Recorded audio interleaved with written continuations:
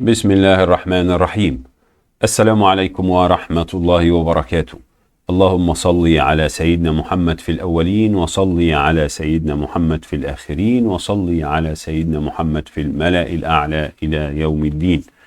في البداية دعواتكم لأهلنا في فلسطين، دعواتكم لأبائنا وأمهاتنا وإخواننا اللي توفاهم الله، ربنا يجمعنا بهم في جنات النعيم، ودعواتكم لكل مريض بالشفاء العاجل، آمين يا رب العالمين. وأيضا دعواتكم لأهلنا في السودان وفي كل البلدان الإسلامية، ربنا يمن عليها بالأمن والأمان والاستقرار، ويجعل مصرنا الحبيبة وسائر بلدان المسلمين سخاء رخاء، اللهم أمين يا رب العالمين. يا ريت كل الناس اللي بتشوفنا تعمل لايك، واللي بيتابعنا لأول مرة يشترك معنا بالقناة، وما تنسوش تفعلوا زر الجرس علشان يوصل لكم إشعارات بكل الفيديوهات الجديدة الخاصة بالقناة. نبدأ بالنادي الأهلي. النادي الأهلي بعد الأجازة اللي حصل عليها اللعيبة لمدة 5 أيام بعد بطولة السوبر والفوز على نادي الزمالك وتتويج يستروب بأول بطولة مع النادي الأهلي، كان يستروب وجهازه المعاون سافروا إلى الدنمارك لقضاء أجازة عائلية كده سريعة، وعادوا بالأمس الجمعة. ولاعيبة النادي الأهلي رجعوا للتدريبات مساء السبت، إن شاء الله تكون بداية خير، استعدادا طبعا لمباراة شبيبة القبائل. كل التوفيق للنادي الأهلي بإذن رب العالمين. بداية المشوار في الطريق للأميرة السمراء 13 إن شاء الله النادي الأهلي يحصل عليها عوائد مالية وكأس العالم وعالم تاني، نقلة تانية غير اللي بنشوفها هنا في القارة، والمخمطة اللي في القارة الأفريقية دي يا عم الحاج. نادي الزمالك. نادي الزمالك كان أعلن بالأمس عن الحداد واتكلمنا عليه، والمسخرة اللي حصلت ان ازاي راجل متوفى عندك وانت بتقول بعلن الحداد وتشغل لي اضواء وتشغل لي مزيكا ودي جي وبتاع، وتقول لي اصل حلبة مصارعة كان متفق عليها قبله. ما اعمل الحلبة بتاعت المصارعة بتاعتك دي بدون صخب يعني. لكن تراجعوا ايضا، نتمنى انهم ما يتراجعوش في بقية الامور اللي اعلنوها، يعني سواء فيما يخص معاش لأسرة الراحل، لأن محمد صبري ربنا يرحمه هو زيه زي في كتير من اللعيبة القدامى، زيه زي اللي ما عندوش مشاريع خاصة، يعني ما كانش فيه فلوس قد كده يعني. حتى البعض بيقول لك الراتب اللي بياخده من قناة نادي الزمالك ما كانش قد كده. ففي دعوات من خالد الغندور وغيره وأنجيلا دلوقتي، يعني إنه يعني حد يساهم أو يدعم أسرة محمد صبري. لكن بالنسبة لنادي الزمالك وعدم الالتزام بالكلام، قال لك امبارح انه هيتم عمل عزاء داخل نادي الزمالك جنب الملعب اللي اتدرب فيه اللاعب محمد صبري في لفتة مش عارف ايه. النهارده تم الاعلان عن اقامة العزاء بدلا من نادي الزمالك، اقامة العزاء في مسجد الحامدية الشاذلية يعني. ولما سئل مسؤولين في نادي الزمالك ليه يا عم الحاج نقلته العزاء بتاع محمد صبري اللي هو هيقام مساء الأحد، ليه نقلتوه من داخل نادي الزمالك لمسجد الحامدية الشاذلية؟ قال لك أسباب خارجة عن إرادة مجلس الإدارة، اللي هي إيه لا مؤاخذة يعني أسباب خارجة عن مجلس الإدارة. طب ما أعتقد قبل كده برضو مرتضى منصور عمل عزاء المستشار جلال إبراهيم داخل نادي الزمالك وما كانش فيه أي حاجة يعني. لكن اتمنى تاني وباكد عليه يحط عليها 900 خط، مجلس اداره نادي الزمالك يلتزم بكل اللي اعلنوه عن محمد صبري واسرته ودعم اسرته. خالد غندور قال لك محمد صبري رحل وترك 5 اولاد اصغرهم عنده 15 سنه. قال لك دورنا احنا كاعلاميين او اصدقاء ليه ورجال اعمال سواء داخل مجلس الاداره او خارجه انهم يساعدوا اسرته. الكل في حالة حزن عليه، ولكن بعد يوم أو 2 أو 3 الكل هينسى. وبطالب رجال الأعمال وعلى رأسهم ممدوح عباس بمساعدة أسرة الراحل، وقال لك عايزين يكون في راتب شهري للأسرة وتعليم للأولاد بشكل جيد.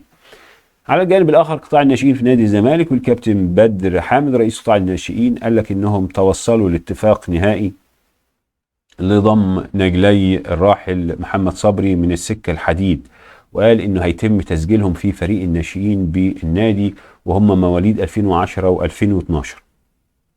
وقال بدر حامد ان هشام نصر بلغوا بضرورة انهاء اجراءات تسجيلهم في اسرع وقت، وقال لك ضم اولاد محمد صبري نوع من انواع التكريم.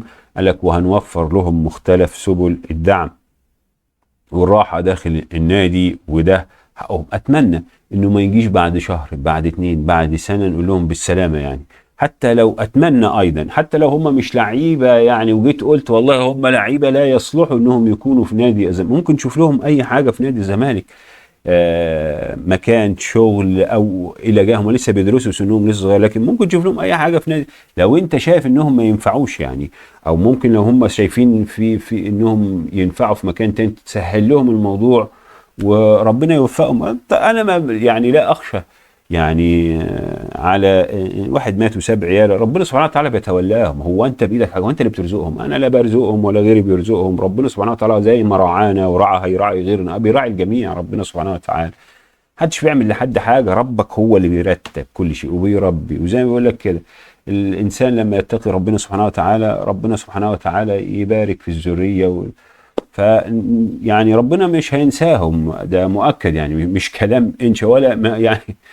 كان في مش وقته يعني، عشان الموضوع هيطول في الحوار ده. المهم، نادي الزمالك برضو من ضمن القرارات اللي خدها، قال لك ايه؟ الزمالك يعلن تغيير اسم بطولة كاس الأكاديميات المقرر لها اسم حلمي زمورة لتصبح باسم محمد صبري. وقال لك هيبعتوا دعوة لأسرة الراحل لحضور فعاليات البطولة اللي هتقام إن شاء الله في شهر 12 المقبل، شهر ديسمبر، وعشان الأسرة تشارك في مراسم التتويج وتسليم الجوائز. طب ما تشوفوا له حاجة تانية يعني، الرمز دي الحاجات اللي بتقلقني. قال لك البطوله كانت هيكون اسمها حلمي زموره، يعني ضحيته باسم الرمز التاريخي لنادي الزمالك حلمي زموره عشان محمد صبري. ممكن يومين 3 تسيبوا محمد صبري اي حد تاني يعني، متخلي حلمي زموره كده وزي الفل، وشوفوا اي حاجه محمد صبري كرموه بيها يعني.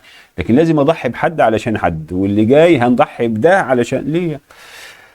بلال عطية لاعب النادي الأهلي ناشئين النادي الأهلي وكابتن منتخب مصر للناشئين تحت 17 سنة اللي لعبوا في قطر، وللأسف خرجوا من سويسرا بعد الهزيمة 3-0. بعض الأنباء على أن هذا الولد، هذا الشاب كان راح عمل فترة معايشة طبعا في شتوتجارد، وشتوتجارد قال لك عشان سنه لسه صغير وبتاع مش عارف ايه، فهننتظر شوية. لما أدى أداء جيد مع المنتخب في كأس العالم، فأنباء على أن شتوتجارد هيتحرك لضم اللاعب خلال الفترة المقبلة يعني.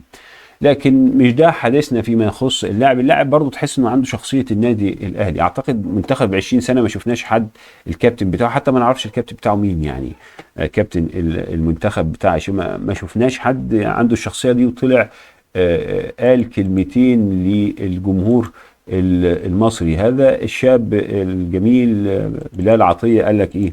فخور. قال لك انه فخور، قال لك الحمد لله دائما وابدا، فخور باللاعبين وفخور اني كنت جزء من منتخب محترم يقود جهاز محترم شرف بلده. حاولنا على قد ما نقدر نفرح الشعب المصري ونفرح اهلنا ونفرح كل الناس. حاولنا نوصل لابعد نقطة ومحدش فينا اثر في اي حاجة، ومفيش حد بخل بنقطة عرق واحدة، لكن ربنا ما اردش يعني. ويعني شخصية، تحس انه عنده شخصية النادي الاهلي يعني، قائد بمعنى يتحمل المسؤولية يعني، خريج مدرسة النادي الاهلي. نتمنى التوفيق ليه فيما هو قادم، ولكل المنتخبات المصرية على مختلف الاعمار، وللنادي الاهلي طبعا يعني. نادي الزمالك وقصة يانيك فيريرا. نادي الزمالك خفض يا يانيك فيريرا ماشي، طب ادفعوا بقى، لا مش دافعين. طب يانيك فيريرا يبعت لهم ايه اللي حصل يا سيدي؟ الفترة اللي فاتت بعد رحيل يانيك فيريرا كان لسه موجود هنا في القاهرة علشان يوصل لاتفاق مع نادي الزمالك تسوية ليه بقية عقده بالكامل 8 شهور. الزمالك يدفع له الفلوس، الزمالك قال لك هنتفاوض معاه وهنتكلم وهناخد وندي بشكل جدي. حلو، فتوصلوا لاتفاق 8 شهور اللي على نادي الزمالك بقوا 5 شهور، والراجل قبل انه يتنازل عن 3 شهور. حلو، الراجل انتظر وعملوا التسوية وكل شيء اتفقوا عليه يعني وكل حاجة. بعد ما عملوا التسوية، الراجل مستني بقى الفلوس قبل ما امشي. يحطوا لي فلوسي عشان امشي، هاتوا لي فلوسي، حولوا لي فلوسي يعني عشان كل واحد يروح لحاله يعني. فعدى يوم واثنين وثلاثه مفيش اي فلوس يعني. فكلموه يعني كلم جون ادوارد، كلم مجلس اداره نادي الزمالك. مجلس اداره قال لك لما يجي فلوس. امال كنتوا بتعملوا معايا تسويه ليه؟ ما كنت تسيبوني بقى على ما يجي فلوس، كنت رحت تشتكي. بعت لهم خطاب النهارده النهارده الصبح بعت خطاب رسمي الى نادي الزمالك يانيك فيريرا بيقول لهم ايه؟ يا اما تدفعوا المستحقات اللي اتفقنا عليها، يا اما هتقدم بشكوى للفيفا للحصول على كامل عقدي بالكامل لانكم لم تلتزموا بالتسويه اللي عملناها يعني. ف شيء صعب. حتى كمان الراجل لما يجي معاكم ويمشي معاكم دغري وينفذ لكم طالما انتوا عايزين، ما انتوش قادرين ده كانكم بتتلككوا. هتتنازل عن 3 شهور وهتاخد فلوسك. حلو، طب هاتوا فلوسي بقى، اتنازلت اهو. لا مش دافعين دلوقتي كمان، اخبط دماغك. يا جماعه المعامله الناشفه دي يا عم، معاملتكم ناشفه خالص يا عم الحاج يعني. حامد حمدان، وبرضه انا مش من دراويش حامد حمدان مثلا حامد حمدان ونخبط نادي الزمالك لا يا عم، حامد حمدان لاعب عادي مش لاعب فذ يعني، ووارد جدا انه يجي معاك يلعب في وسط الملعب مثلا ما ينفعش، او تلعبه في خط الظهر ما ينفعش يعني. احنا محتاجين لاعب في خط الظهر، ممكن يلعب معاك خط الظهر ويلعب خط الوسط حامد الحمدان يعني. ممكن يطلع زي اللعيبه اللي احمد رمضان بيكهام، ممكن ما هي بطيخه. اللعيبه بتبقى في الانديه لها شكل لانها بتلعب في وسط مستوى معين من اللعيبه، فممكن يكون بارز يجي معاك في وسط كوكبه النجوم بتاع المستوى يطلع. فانت ما تقدرش تقيم لعيب جيد اداؤه بتاع. وبعدين اللعيبه في مباريات النادي بتبص له مثلا في ماتش النادي الاهلي كان متالق. طب ما هو ماتشات النادي بيطلعوا 100,000% من طاقتهم، بقيه الماتشات انت بتشوفهمش يعني. لما يجي معاك بقى انت بتشوفه على طول كل ماتش، بتشوف اداؤه كل ماتش يعني. لكن زي ما بقول لحضرتك قصه حامد حمدان، الناس اللي بيقول لك اصل هو واقع في دباديب نادي الزمالك، هو انا لو مكانه مش هلعب غير لنادي الزمالك. ليه مش هلعب لنادي الزمالك؟ لان انا جيت للنادي الاهلي وانا صغير، وكان بيراميدز عارض عليا ورفضت نادي بيراميدز وقلت النادي الاهلي ما كملش اتفاقه، او مش قصه ما كملش معاه اتفاقه، الاتفاقات لم ترقى لانتقال اللاعب. وفي فيديوهات للاعب مع وكيله بيتكلموا عن انه جاي علشان يلعب للنادي الاهلي يعني. لكن لعب ومشي وشق الطريق ولعب في القسم الثاني وبتاعه، وطلع وراح البتروجيت وتألق وبتاع. النادي الاهلي عايزه. انت لو سالتني عن رايي الشخصي بعيدا عن اهلي وزمالك، انا لو مكانه مش هروح النادي الاهلي مع المقلب اللي انا او الموقف اللي حصل معايا. لكن اسمه وتاريخ النادي الاهلي، مجرد ان انت تلعب بس سنه تاخد بطوله، اسم انت خدت بطوله. ممكن تلعب مع نادي الزمالك 2 3 ما تاخدش حاجه، لكن مع النادي الاهلي ممكن تاخد كل حاجه. فهنا برضو وقصه الفلوس برضو البتروجيت وهو بيتكلموا الفلوس. لو هاخد مع زي الزمالك والاهلي فانا هروح النادي الاهلي. لو بتروجيت مثلا الزمالك، وبل بالعكس هروح النادي الاهلي لان النادي الاهلي هيلتزم باتفاقه وهيدفع، غير نادي الزمالك هيمخمطنا زي ما بيمخمط اتحاد طنجه ويمخمط سانت تياو ويمخمط استريلا البرتغالي ويمخمط اسكندروليه ولا اسمها الكسندريه ولا الكسندريه الاوكراني اللي جاي منه اللاعب البرازيلي خوان بتزيرا. المهم يعني حامد حمدان اتكلموا معاه مسؤولين بتروجيت اهلي او ولا زمالك، قال لك مش فارق معايا اي حاجه، اهلي او زمالك انا ما عنديش نادي معين انتقل ليه، الاثنين حلوين، الاثنين طعمين زي ما قالت صباح ولا مين اللي قال. المهم نادي الزمالك الاعلام وصمت الاعلام عن فشل كم الصفقات اللي في نادي الزمالك. تخيل يا صديقي، الزمالك كان عنده سيف الجزيري وعنده ناصر منسي، جاب عليهم مين؟ عمرو ناصر من فاركو، وجاب كمان احمد شريف من فاركو يقول لك يلعب جناح ويلعب راس حربه، جاب كمان عدي الدباغ، جاب 3 لعيبه يلعبوا في هذا المركز غير مش اللعيبه الثانيه يعني. فشل اللعيبه الثانيه اللي فشل ذريع، ومنهم اللاعب شيكوبانزا. لكن بنتكلم عن 3 لعيبه في مركز واحد، لان انت كنت شايف انا عندي 2 ناصر منسي وعندي سيف الجزيري، شايف ان الاثنين دول لا يصلحوا او قليلين، فعايز اجيب ناس اعلى منهم، فرحت جايب 3. ال3 طلعوا اقل منهم كثيرا يعني. عمرو ناصر هو كل احتفال الاعلام او الزملكاويه بعمرو ناصر، بس هو لما كان جاب فاركو فجاب الجون في النادي الاهلي في كاس الرابطه، والجون ده مترشح لجائزه بوشكاش، فالولد ده مش اداؤه معاك ايه؟ زيرو. اداء احمد شريف معاك زيرو، عدي الدباغ زيرو، ويقول لك اصل اصاباته كثيره زيرو، زي اللاعب بتاع النادي الاهلي اشرف داري اصاباته كثيره. بس اشرف لاعب منتخب ولاعب اصاباته كثيره، حظه معانا كده ممكن يطلع بره يبقى زي بسم الله ما شاء الله. عارفين فيلم يعني عسل اسود بتاع احمد حلمي، لما كان احمد حلمي راكب الحصان والحصان مش قادر يجري مفيش، عمال يقول الحصان واقف مكانه ومش عاوز يتكلم، قال له هات التليفون، حط التليفون جنب ودنه، قول روح على البيت يا رهوان. طلع زي ده انا خايف اللاعب اشرف داري يعمل معانا كده مع النادي الاهلي، مش قادر، كل ماتش بين ماتش وماتش اصابه، كل ماتش وماتش اصابتي، ويقعد بقى شهور خايف يسيبنا، وربنا يتمنى له التوفيق، اللهم ربنا يشفيه، اللهم يسيبنا ويمشي من النادي الاهلي ما يتصابش خالص. وده في لعيبه كتير كده على فكره جت النادي الاهلي كده، ما اعرفش ايه اللي بيحصل فيهم او يحصل معاهم يعني. لعيبه كتير كانت تيجي مع بره زي الفل، يجوا النادي الاهلي اصابات، يطلعوا من النادي الاهلي ما يحصلش حاجه. في ايه يا جماعه؟ المهم جون ادوارد دلوقتي والمدير الفني احمد عبد الرؤوف بيقول لك بيفكر يعتمد على الثنائي اللي هو ناصر منسي وسيف الجزيري. سبحان الله، كان بيسوقوا سيف الجزيري وقارفينه في عيشته علشان يمشي ويخفض عقده ويمشي، او يجيبوا له اعاره باي حاجه ويمشوه، او يرضى باي نادي رغم ان عقده في نادي الزمالك اكبر هيروح يمشوه يطفشوه. الواد ميسي قعد وزهقهم، وفي النهايه هو اللي هيركب تاني كمهاجم يعني. كمان بالنسبه لناصر منسي كان كلام على انه جاي له عروض من ليبيا وكلام من هذا القبيل. فانت عندك الاعلام اتكلم عن الصفقات الفنكوش دول. الزمالك صرف 7.2 مليون دولار. كم واحد من ال7.1 مليون دولار الفلح اللي هو مثلا شيكو بانزا؟ بقيه اللعيبه فين ادم كاي كل عام وانت في العام، شيكو بانزا كل عام وانت في العام، مين تاني؟ احمد ربيع ومحمد اسماعيل، يعني ممكن احمد ربيع ما شفناش منه حاجه يعني لسه، لكن محمد اسماعيل لاعب جيد يعني. فنتمنى الاعلام يتحدث عن هذا الامر يعني. اللاعب عماد الدين عزي مدافع منتخب الجزائر ولاعب دينامو مختشكلا الروسي.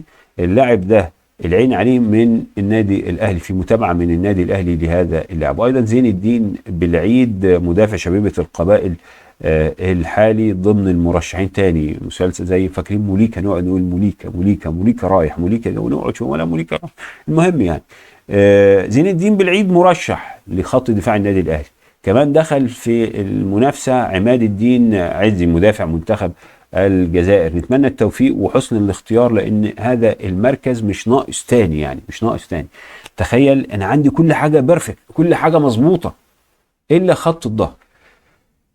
خالد الغندور اتكلم، وجه رساله شكر لمجلس اداره النادي الاهلي والكابتن سيد عبد الحفيظ، وانا مش شايف لها اي 30 معنى يعني. اصلا يعني حاله انسانيه ملهاش علاقه باهلي ولا زمالك. انا ممكن لما يكون في حاله من حالات في العزاء مثلا، مجموعه من النادي الاهلي، وفد من النادي الاهلي راح يقدم واجب العزاء، ممكن توجه شكر المجلس، انما ده اعتقد انه ممكن رحيل بشكل فردي يعني.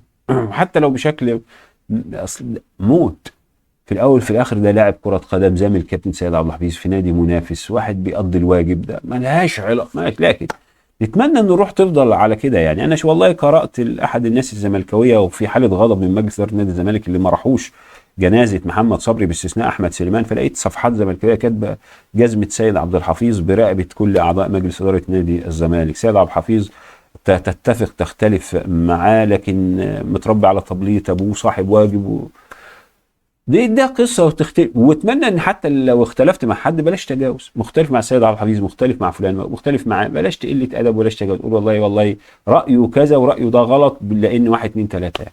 فخالد الغندور بيقول لك ايه؟ شكرا للمحترمين اعضاء مجلس اداره الاهلي وكابتن سيد عبد الحفيظ اللي راحوا الجامع وصلوا صلاه الجنازه على النجم محمد صبري، هي دي الروح اللي بينا كمصريين. منتخب مصر وإصابة زيزو، كمان كان حمدي فتحي اتصاب في المعسكر. المنتخب أعلن بشكل رسمي عن تفاصيل إصابة الثلاثي حمدي فتحي وزيزو وكمان صلاح محسن. قالوا إن إصابة حمدي فتحي في عضلات الساق، أما زيزو الإصابة بتاعته في الأوتار المحيطة بالركبة، وكمان صلاح محسن إصابته هي إصابة في العضلة الخلفية. النادي الأهلي ومدافع النادي الاهلي الشاب اللي كان مع اسامه نبيه منتخب احمد عبدين منتخب تحت 20 سنه اللي هيتصعد هيبقى منتخب اولمبي، كان في عرض لهذا اللاعب من نادي فالميكاو البرتغالي، عرض معايشه. والله النادي الاهلي وافق على عرض المعايشه. هذا النادي لو تقدم للنادي الاهلي بعرض لشراء اللاعب بعد نهايه فتره المعايشه، النادي الاهلي ما عندوش مشكله يعني، ما عندوش مشكله. لو لم يتقدم هذا النادي الاهلي هيجهز عقد لاحمد عبدين اللي عقده بينتهي بنهايه هذا الموسم. كأس مصر وقرعة كأس مصر، النادي الأهلي هيواجه المصرية للاتصالات في دور ال 32 من بطولة كأس مصر 2025 2026. أما نادي الزمالك هيواجه نادي بلدية المحلة في نفس الدور، دور ال 32. النادي الأهلي في دوري المرتبط هيواجه نادي الاتحاد السكندري في نهائي دوري المرتبط. النادي الأهلي وشباب النادي الأهلي كانوا فازوا على نادي سبورتنج. بعد فوز شباب النادي الأهلي على نادي سبورتنج تأكد أن المواجهة هتكون، وهي دي قمة كرة السلة المصرية، زي ما البعض بيقول أن قمة كرة القدم المصرية أهلي وزمالك، قمة كرة اليد المصرية الأهلي والزمالك، قمة كرة الطايرة المصرية الأهلي والزمالك، بس قمة كرة السلة في مصر هي الاتحاد والأهلي، أو الأهلي والاتحاد. الأهلي والاتحاد هي قمة كرة السلة. كل التوفيق للنادي الأهلي فيما هو قادم، ونتمنى حصد بطولة جديدة بإذن رب العالمين تضاف إلى دولاب بطولات النادي الأهلي. في النهاية شكرا على حسن متابعة حضراتكم، ودمتم في أمان الله ورعايته. أستغفرك ربي وأتوب إليك. أستغفر الله الذي لا إله إلا هو الحي القيوم وأتوب إليه. شكرا على حسن المتابعة. السلام عليكم ورحمة الله وبركاته.